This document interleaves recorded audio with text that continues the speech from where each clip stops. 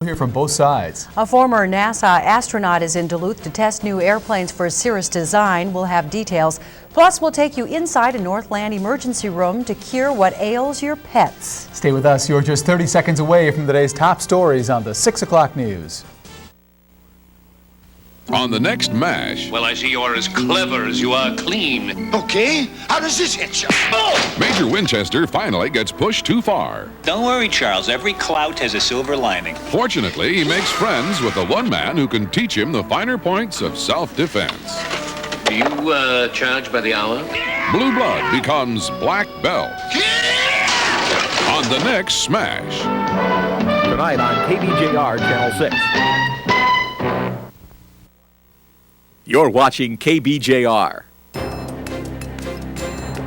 This is the Channel 6 6 o'clock news, your #1 choice for news at 6 p.m.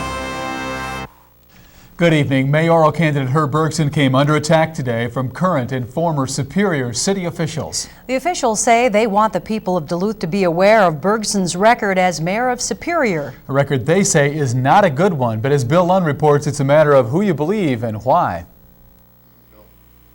They gathered today to speak out against Herb Bergson. They say they were not asked by Duluth Mayor Gary Doty to do so, but they say their motivation is the municipal health of both Twin Port cities. Leading the contingent, former Superior Mayor Bruce Hagan, who says Bergson's financial management is suspect. And the bond rating for the city of Superior by Standard & Poor's and Moody dropped 2 levels during his term of office. Why did that happen when Wisconsin is booming, Minnesota is booming, and Duluth is doing very, very well? Also joining in, City Councilor Steve Hansen, who says he originally supported Herb Bergson when Bergson first ran for mayor. I think we have to look at openness in government. Over the last 4 years, I don't think you've seen a council or administration that's been so deeply divided here in Superior. You've seen the bickering, you've seen the fighting, you've seen the animosity we've had over here. But when some city officials heard of the Bergson bashing festival, they decided to hold one of their own to praise the former mayor. Herb Bergson clearly is a man of action and a vision. Marshall Weems is the city's planning director. I want my friends to know that you have an option to elect somebody with vision and determination and somebody that's going to get it done.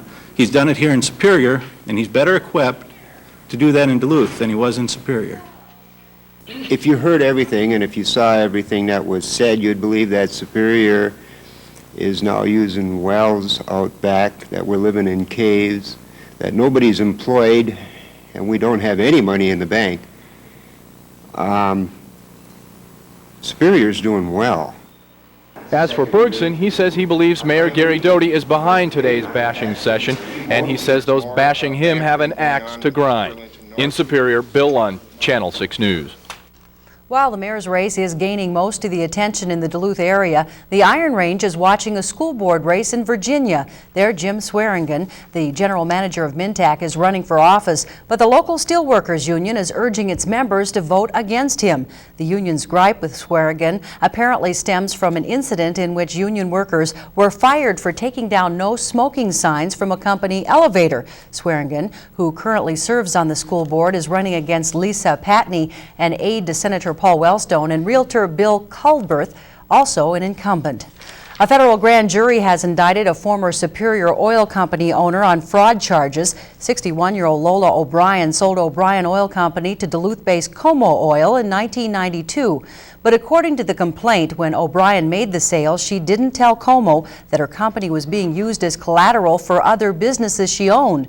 Prosecutors say that would have unfairly left Como Oil open to O'Brien's debts.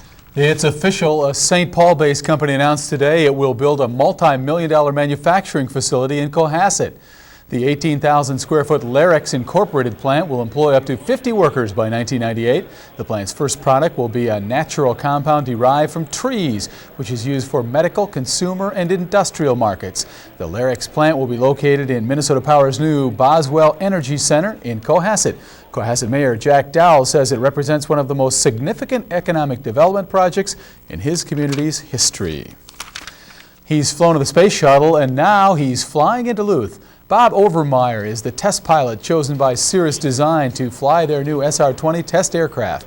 Overmeyer was the commander for the 17th Space Shuttle flight and Space Lab 3 mission. Our reporter couldn't help but ask, what's it like looking back at the planet Earth from up in space?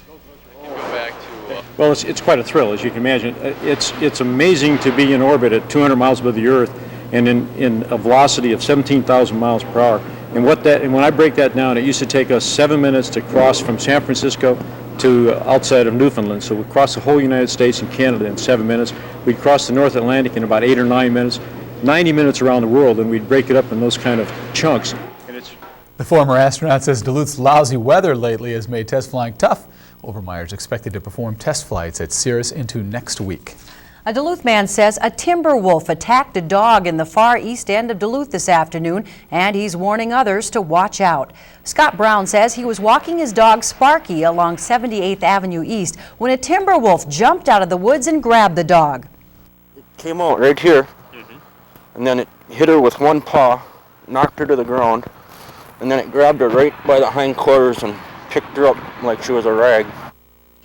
DNR officials say as the population of timber wolves has grown in recent years, several wolves live around the outskirts of Duluth. They say for the most part, the wolves keep to themselves.